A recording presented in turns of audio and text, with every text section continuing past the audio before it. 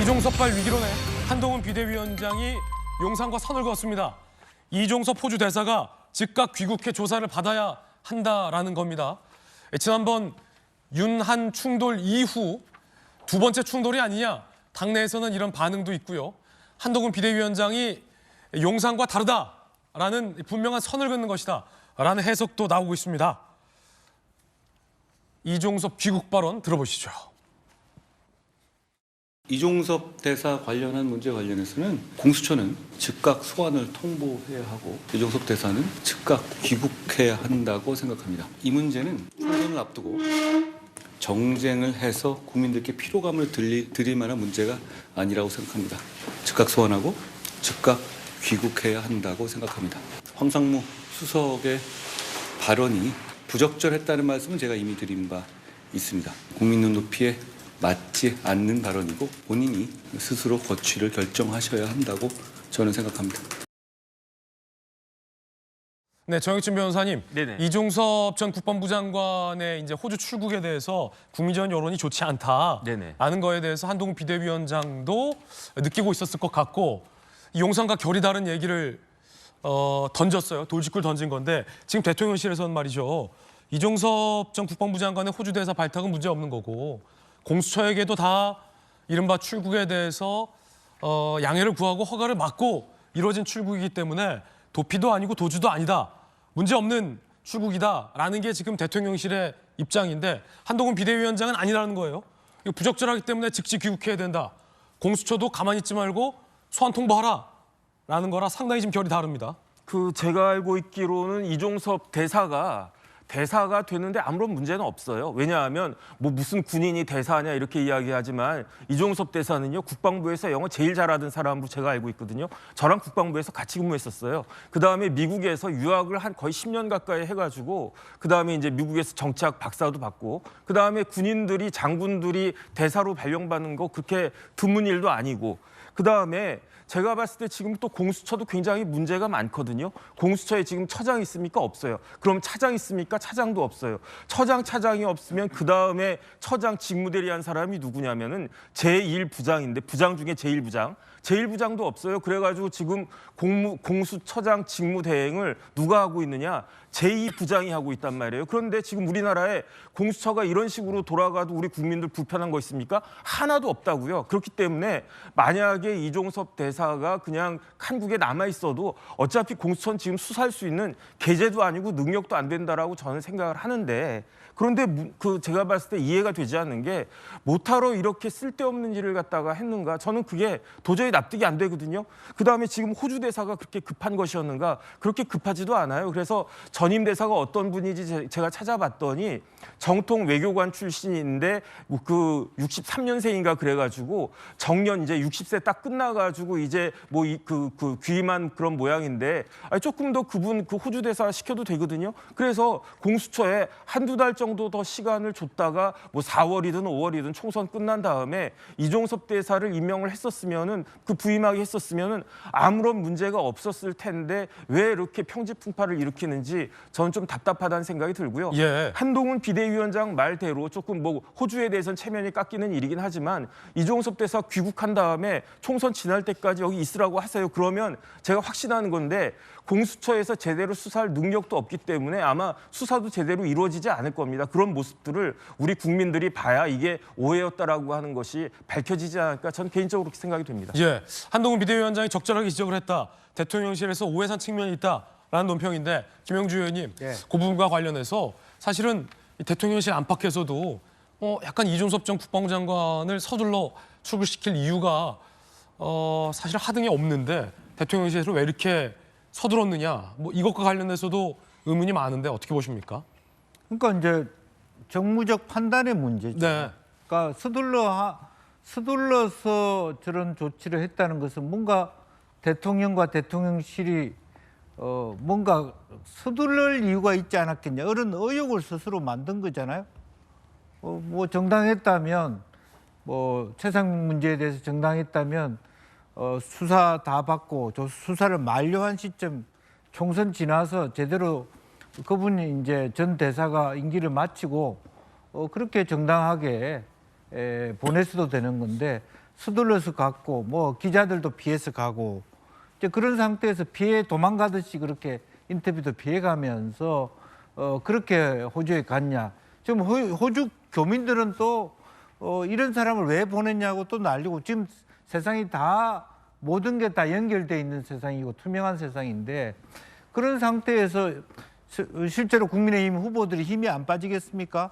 왜 이런 일을 만들어 가지고 지역에서 열심히 나름대로 힘든 상황에서 정권 심판론 거의 그런 상태에서 한동훈 비대위원장이 어느 정도 박빙으로 만들어 놨는데 예. 뭐 황상무 시민사회 수석이라든지 이 호주 대사 조치 때문에 다시 후진하는 상태에 와 있는 거거든요. 당의 목소리는 그런 데서 나오는 것이고 그것이 법적으로 맞다 안 맞다의 문제가 아니라 시민들이 불편하냐 어떠냐 하는 것이 진짜 문제다라고 하는 것을 다시 한번 말씀드리고 싶어요. 한동훈 비대위원장이 이 문제와 관련해서 선을 분명하게 그었는데 일각에서는 이거 윤 대통령과 한동훈 비대위원장이 또다시 좀 불편해지는 관계로 들어가는 거 아니냐라는 관측도 나오고 있는데 김우석 변호사님, 네. 검사 시절에 한동훈 비대위원장과 같은 부서에 계셨잖아요. 네, 네. 반부패? 네, 그때 공정거래조세부. 공정거래조세부. 예, 대기업범죄 특별수사라고 생각하시면 됩니다. 그렇군요. 어떻게 보십니까? 지금 제2의 뭐 유난 충돌이 오는 거 아니냐 뭐 이런 관측도 있던데. 그러니까 저는 제 검사 시절에 한 1년 반 정도 청와대에서 근무했었던 경험이 있습니다. 청와대에서 근무할 때 이제 청와대가 뭐 하는 곳인가 이런 것에 대한 생각을 했었는데 청와대는 기본적으로 정책을 조정하고 정책이나 대통령의 행보를 소프트하게 랜딩하고 국민들한테 이해시키는 게 가장 핵심적인 곳이거든요.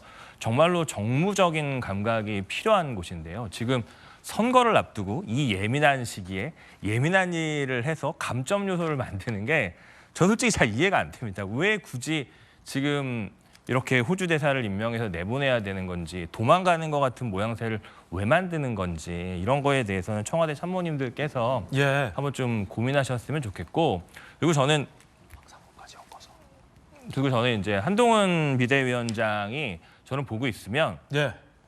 용산하고의 관계 설정에 되게 관심을 갖고 있다는 생각을 갖습니다. 본인이 이번에 국회의원 선거에 출마하지도 않았고요. 3년 남은 대통령과 그 본인이 뭐 차기의 황태자가 될 수 있는 사람인데 벌써 부상하기가 부담스러웠겠죠. 그러면서 이제 이번 선거도 용산과 척지지 않으려고 하는 모양새를 가지고 하는 게 보여지는데 이번에 보면 한동훈 위원장이 자기 목소리를 냈거든요. 예. 이거는 국민의힘에서 위험하다는 신호로 인식하고 있다고 봅니다. 이거를 청와대에서도 지금 이런 상황에서 이렇게 하는 게 맞을까 한번 고민해보는 게 맞지 않을까 싶습니다. 그렇군요. 한동훈 비대위원장은 이종섭 대사에 대해서도 귀국해야 된다라고 목소리를 밝혔고요.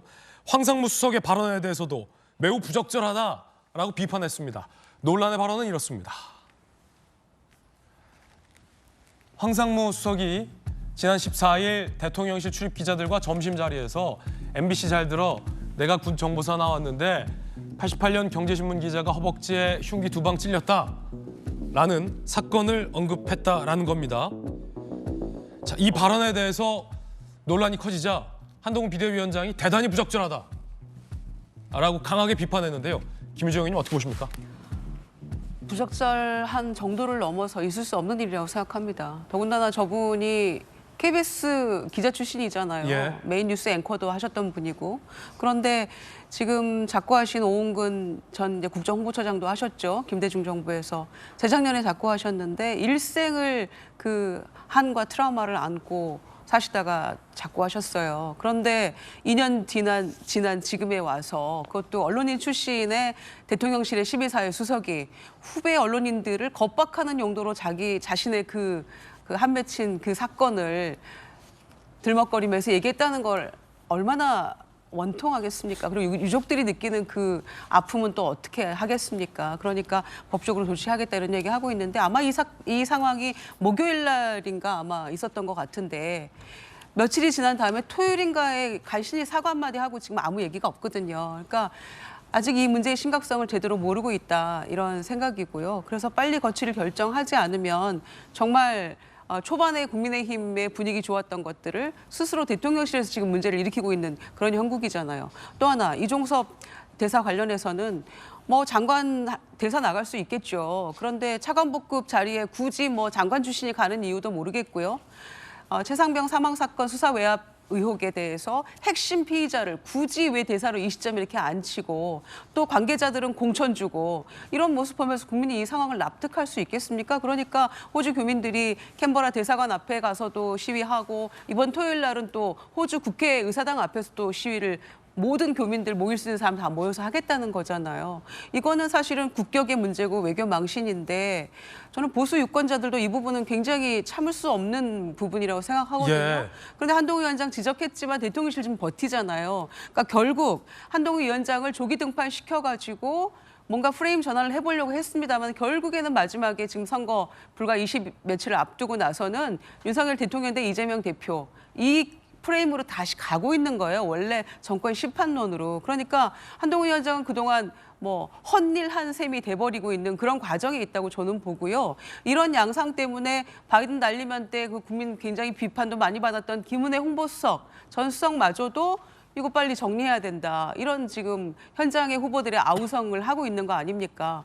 이런 상황을 놓고 보니까 이해찬 선대위원장도 연못에서 김나기 시작했다. 이렇게 말씀할 수 있는 거죠. 그러니까 이 두 가지 문제는 선거 공학적인 어떤 그 상황을 떠나서라도 이건 대한민국 국격에 관한 문제고 또 이 정권의 언론관을 그대로 보여주는 황수석의 이야기였기 때문에 빨리 조치해야 된다고 생각합니다. 예, 즉각 조치해야 된다.